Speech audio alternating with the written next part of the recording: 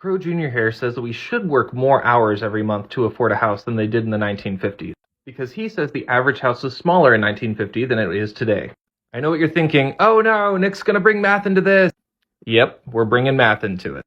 So in 1950, the minimum wage was 75 cents. A median house value was about $7,400. So on minimum wage, the median house would cost about 9,866 hours.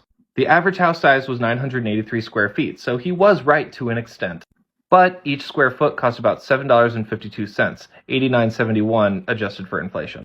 Let's look at 1970. Minimum wage was $1.60. Median house cost about 10,600 hours on minimum wage.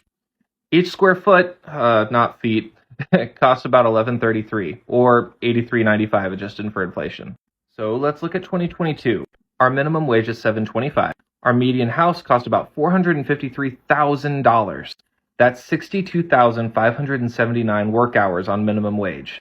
The average house size is 2,491 square foot, so you're right, the houses are much bigger now. But each square foot costs about $182. Compare that. So first off, houses have gotten much more expensive per square foot. So that already negates your point. But secondly, let's look at this. If houses were the same size as they are now, but they had the same price per square foot adjusted for inflation as they did in 1970, a median house should cost about $209,000. And that's still 28,844 minimum wage hours. About 3 times as much as it was in the 70s and in the 50s. But let's take it a step further. If houses had the same size as 1970, but they still had the same price per square foot as 2022, they would cost about 37,682 minimum wage hours. That's almost 4 times as much.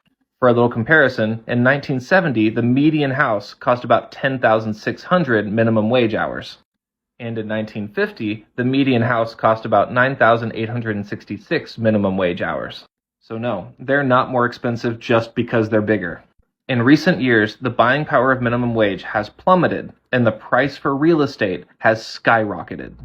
And this isn't just affecting people on minimum wage. Houses are expensive. This is a problem, and we need to address it.